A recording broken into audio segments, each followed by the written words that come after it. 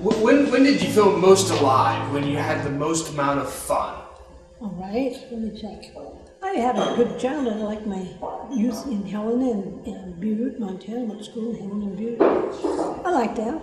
There was not much to complain about when you were getting raised up. People looking after your parents, and didn't have to worry about life much. Yeah. What did you used to do when you were a child?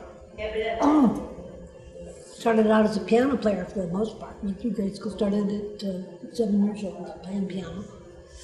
And I wasn't sportsy particularly, I don't remember that, but I like music, anything music. I love that. No, I like my youth, and then I went to New Noel. I told Michelle.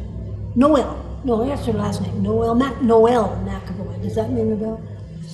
Anyway, she's the one that was questioning me about my youth, sitting in the studio up there, DemCat.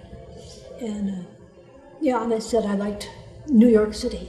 She kind of clicked on that and said, "Oh, you were in New York?" And I said, "Yeah, I lived in New York City, Manhattan for 3 years." And that was kind of a high point of my life. Got out of Montana, which I found kind of boring.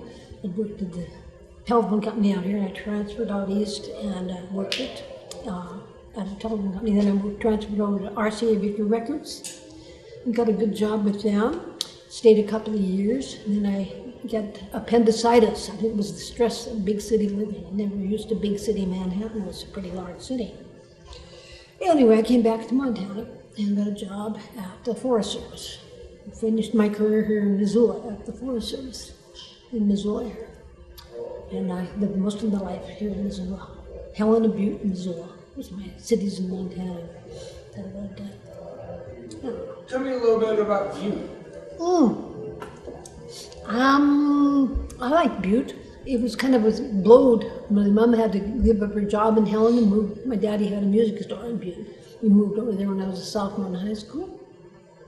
And it was rough and ready then. All the mines were going strong, and it was a different atmosphere. Helena was very conservative. Butte was kind of wild out and wide open and all that, gambling going on. But it had wonderful restaurants, and I still want to go back to Butte and get food because they have better restaurants than any other. They used to anyway. Really good Italian food in Butte, and a lot of different varieties of food. It's pasties. Have you ever had a pasty? Mm-hmm. Pork chop John sandwiches. Okay. Just ethnic background in Butte was interesting because it's more of a mix, and I found that was true in New York City. It was kind of nice back there because there was Italian neighborhoods. I felt kind of right at home because Manhattan's a mixture of different races and stuff too. I like that. A little more diverse than Montana, you know what I mean? Get to meet people of different backgrounds and things. Yeah. Tell me about your parents. Okay, Mom and Dad were middle class, I would say. Mom worked most of her life, put my brother through college, one brother older. And she was a working woman. And went to school when I was in first grade, went to work, and Dad was a salesman. I would call him more than anything else. And then he got a music store, and that moved us to Butte. But he'd been on the road with a traveling company for many years, and then he got a chance to get into a business store and selling musical instruments and appliances. And that was his love. He loved musical instruments of any kind. So that went belly up because the mines went closed. So Dad had to go back and hustle for a different kind of work, and mostly salesman jobs after that. But they had made their home in Butte, and they both passed away in Butte area. So they've been gone for a while now. So my brother died at a young age. He was living in Spokane for many years, and he had kind of an early out. He didn't last as long as he should have. But I had 4 children, and they all are gone. I mean, not they're gone, but they're raised, and I don't know where they are. I haven't kept up with my nieces and one nephew that my brother raised, but yeah. That's family. They kind of spread out a little bit on you. Yeah, you try to keep up with them, but they move. Everybody moves around. How about you? Well, there isn't all the electronical world, the phones and people. In my little town of Helena, Montana, was a small community, and We were not afraid of neighbors. We didn't have crime, particularly at that time in the 50s and 60s where I was raised. I didn't worry about that. Didn't worry about locking the doors. It wasn't, it was paranoid as as daily life is here. Worry about getting your ID stolen. Those are things that have come about with the electronic age, and all that kind of stuff. And I remember a lady was talking here, the lady, somebody, wartime, we were really rationed. I remember that. Second World War, I was a kid. When the war was over, it was 45, and I was about 9 years old. I remember we couldn't get certain things like chocolate bars, and everything was going to the soldiers overseas. In America, they were rationing gas, rationing everything else to keep the war effort going and the boys overseas. And I remember that. My uncle was in a concentration camp. I remember that in Germany. He was in the Canadian Army, and he was picked up as a soldier over in Germany and put in a German prison camp. And we got word that he had died, and it was false report. And they had a funeral and everything for him, and he was released. The Americans came in and released all the prisoners in the camp, German prison camp, and they all were sent home. And he had some tales to tell. He didn't talk about it much. But he said it was not as bad as the Japanese camps. I remember him saying to my dad, he said, it was not as bad as it could have been. He'd been picked up as a Japanese people. They were much more cruel than the Germans. Germans were a little more like Americans in a way. They were uniform and all that. But anyway, there was tales about what went on in the Second World War, and we were hearing. Yeah. Yeah. But as you're raised, you don't think about that when you're a kid, 9 or 10. Maybe you could still go to movies. There was still, America was not, under siege like Europeans and people that were going through the Second World War. That kind of thing. We didn't have that kind of problems that they did over there. Starvation and things like that. But we were still pretty well off in America. Yeah. If you could take something that was and it's now changed and make it go back to where it was, what would you change back? No? Mm-hmm. To back? Well, I think that's kind of backward thinking. I wouldn't do that. I don't think so. I think you got to live in the future and adjust to it. You wouldn't undo something that's... I don't think so. Why not? Progress. Well, I think that's going backwards, and you can't buy your eyes. There's an old expression, something about something apropos, and I can't think what it is. But yeah, you just keep on trucking. You don't look back. I think that's it. I wouldn't. I like my path. I have nothing to regret about it. But I wouldn't want to change it, and I wouldn't want to have anything come back. I like being here where I am now. I like the present. So you like the technology? I do. I'm not up to it. I'm computer nut. I mean, what's the word? Ignorant. I won't. I'm fighting the modern stuff. But I like the new telephone systems. I like a lot of things about the modern world. And the credit cards and all that. Being able to get out and punch your card in an ATM, and there's a lot of nice things about living in this world. Yeah. Well, not everybody has that view. No, well, yeah, if you have a great deal of nostalgia for everything in the past. I really don't. I don't. I remember it with great fondness, but I don't want to live it again or anything like that. It's part of the past.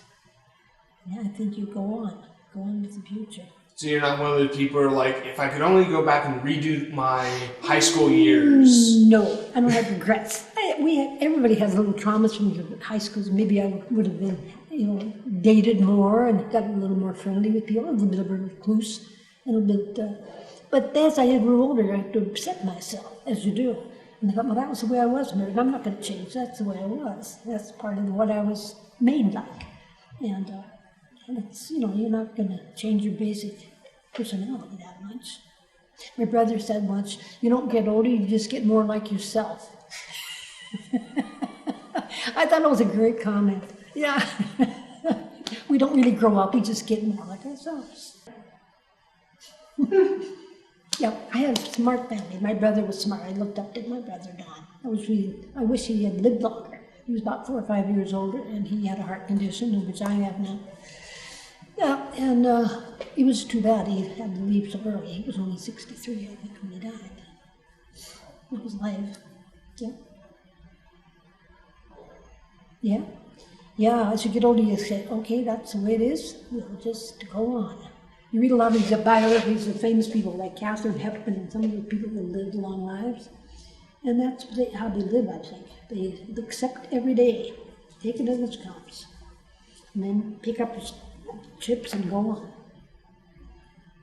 Was there ever a time that if you could go back and you could watch it just for the sake of just reliving it, not change anything? Just want to visualize what it was? Yeah, or kind of one of those futuristic movies where you can kind of go back in the past. You can't change anything, but Back you to can the live future. there, yeah, and you can see what's going on, and you can participate in it without changing anything, just to have that experience again.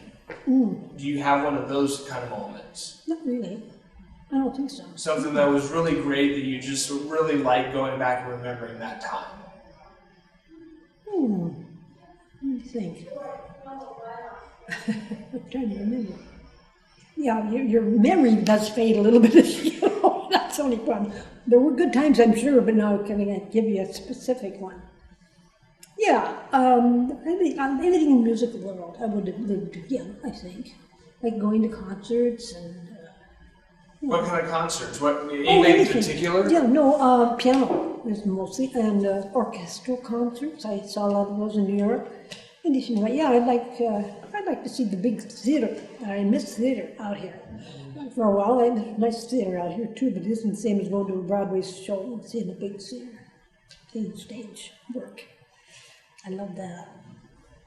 And I like London. I like traveling. I haven't been out of the country for quite a while. I wouldn't mind taking some other trips far up to it. I would go back and see a little more of Europe, but I didn't. I saw a little bit of Northern Europe. I was much healthier then. I saw London twice, and I saw Scotland, and I saw Hawaii. I got to Hawaii a couple of times. Traveling is very broadening. You get up and see other people. Tell me about Scotland. I wasn't there very long ago. It's overnight Edinburgh. That's the capital, I think. We went up from London on a train. It was kind of a nice experience. They had little sandwiches on the train. It was, fun. We ride the Brit Rail, I think they call it over there.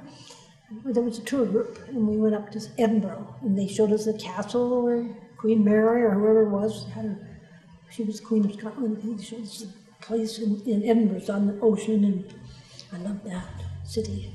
It was on the water. I could look out through a bed and breakfast and see the water, the ocean out there. From Montana, anything where you're on near water is kind of a thrill for us Montanans, because we're inland, and you can get out and see water.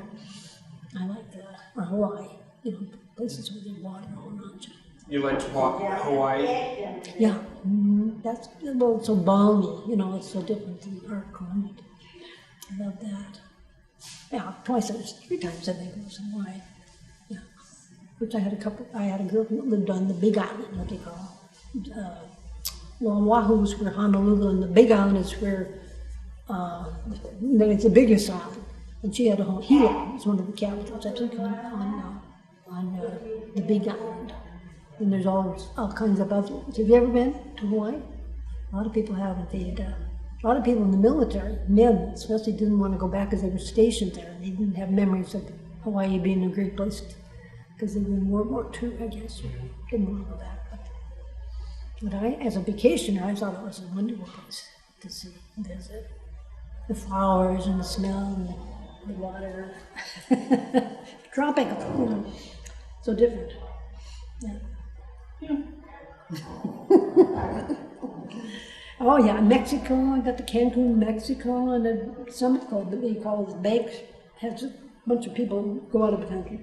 We got down there on a trip, and I remember losing my wallet. Afraid I was going to get stuck in a Mexican prison because I lost my identification, which was not a fun thing. They had to talk me back through the customs down there because I had no identification. They could have gotten a little bit testy about it.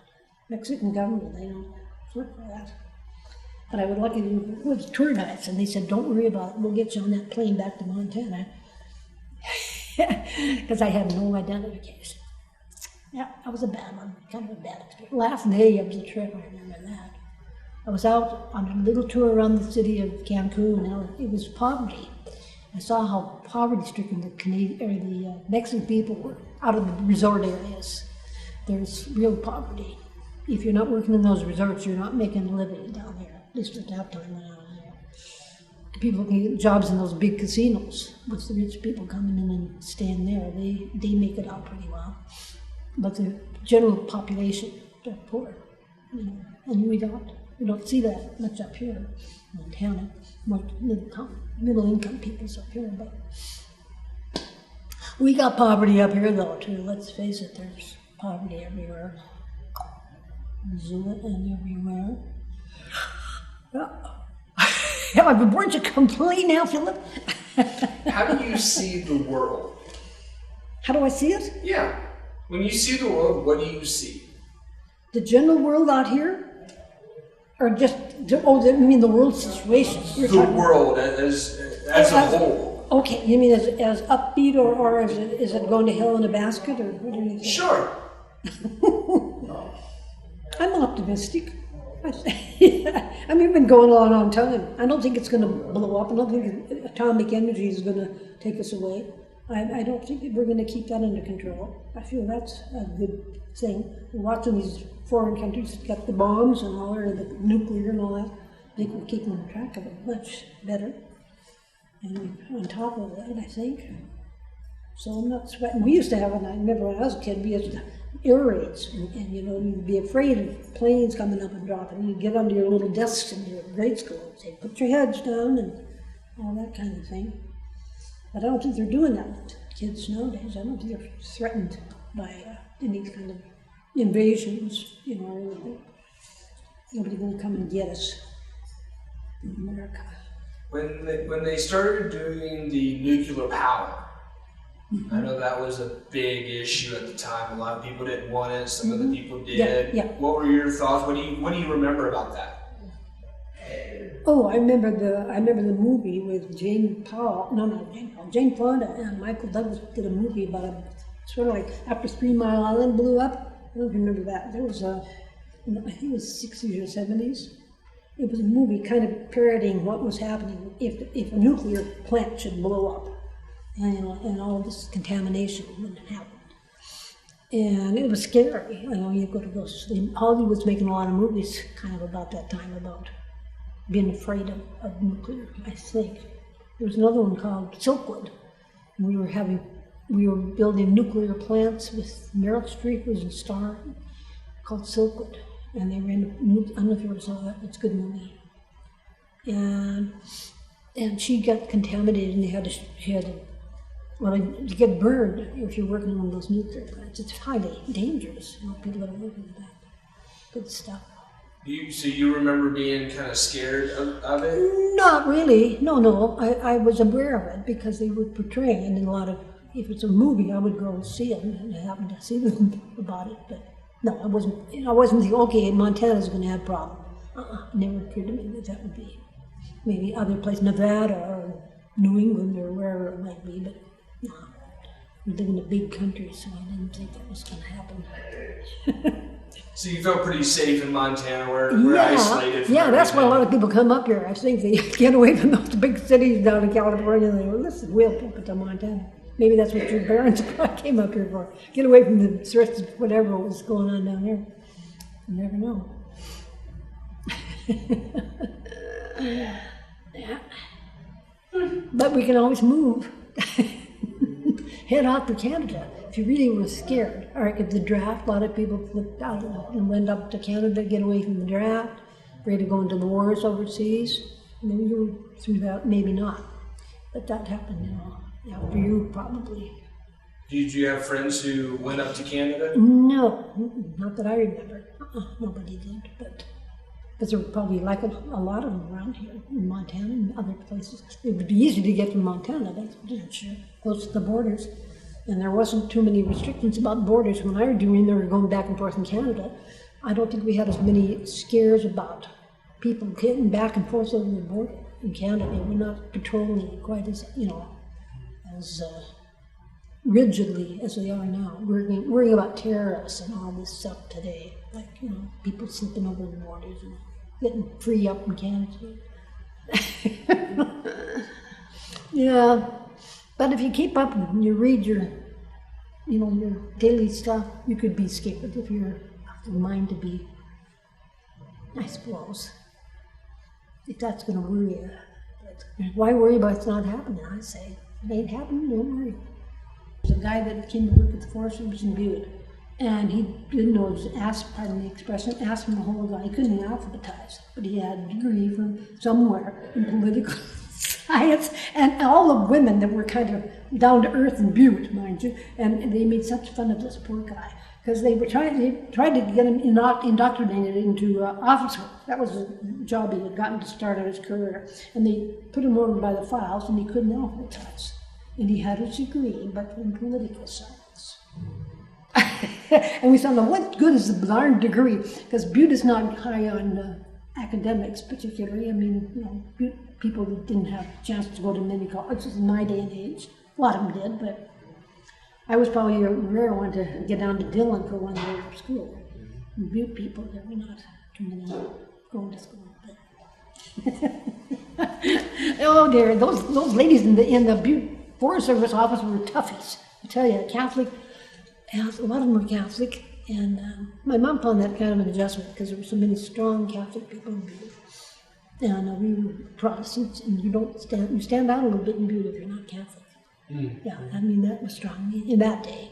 They maybe become more economical or ecumenical now, but they kind of catered to the father is the right one, and then, yeah. Remember one lady said, my father's not telling me how many kids to have. They defy it, the church every now and then, in that day, even then. Yeah, she had 2 children, and that's all she's having. But she'd go to church and they'd say, you must, have more children. Catholics were propagating the faith that way, get more Catholics. That was the theory in those days, apparently. That's how they got control of a lot of the countries, like the Mexican countries or South American. Got more population of people to pay into the church. I remember once my girlfriend went down to visit, I think it was Mexico, and she saw all the big churches down there were rich and being supported by the people. And they were full of gold and everything. Yet outside the door were people begging. It was contrast between the church and the people. She noticed that she'd be back talking about that in those days. There was it wasn't equitable between what they were, the people that were paying their tithing into the church or whatever, supporting the Catholic Church. But the church was getting rich, and the people were getting poor. Kind of seemed like. You think that's still the way it's going right now? Oh, well, I think that's kind of the way of the world. The rich get rich and the poor get poorer. And how would you create world peace? You sound like one of those guys at the Miss America pageant. Remember those girls that always get down, I am for world peace. I remember that. They were always for world peace. They don't have any idea how that. Well, I don't think there is such a thing. I don't believe in world peace. And I think I'm a little bit of an isolationist. Now I hear what's our new Secretary of State, John somewhere or other, he's over there saying we got to quit being so isolationist. I heard that on the radio today. He doesn't want us to pull back from all these involvements that we have, like we have for many past years, like in the Middle East and all that. But he says we're not as disliked as we think. He's been around apparently, and he says we all think we Americans are the bad guys overseas because we put our noses in too often. And try to get world peace and try to make all the other countries democratic. And I don't believe it can ever happen. There's going to be strife in Israel, strife, all these religious sects fighting each other for the rest of our lives. I think it's been going on thousands of years. I don't think we'll ever settle that, particularly anywhere, unless you're very strong religiously minded, and I'm not. I don't think religion will ever save people. from fighting with each other. That's my theory. Because religion, I think, has caused more rifts between, peoples. Now that's just my thinking. Maybe I got that from my dad. Dad told me that once. He didn't believe in the Bible. He didn't believe in a lot of other things. So I'm not particularly religious. Because he said, well, look at your history. He said, more wars have been fought over religions in your history than anything else. Irish and the Scots and the English and the Irish, and all because of religions. Because that's what separates people, the way they think. And if you don't think my way as my religion, then you're something wrong. Because I have the right religion, that's what people say. I'm the right. You're not. Everybody else is going to hell, but who you are, whoever they are, as letting them let people be what they have to be, and don't try to, dictate it to them or anything like that. Yeah, that would be nice. That's the ideal, of course. It would happen. We all live in hope, don't we? Yeah. So someday that'll happen. Yeah. I don't know that it'll ever happen, but it's the thing, and they preach these, they say these things, accept your brother as they are, and that's what religion is all about. If you have a faith of any kind, it's accepting the people that are different from you or whatever, and make sure that they are looking after. And religions do that. I got to admit, I have a little friend I met in here, Greek gal, lives here in Missoula. And she's very, very religious, and they look after people that are in trouble around here, and their church takes them in if they have nowhere else to go, and feeds them and gets them housing, and that's part of their religious thinking, you look out. Well, you have been fun. Well, goody, I like to be fun. I don't like to be serious all the time. I think it's kind of nice to have somebody that isn't taking themselves. I don't like to take myself too serious.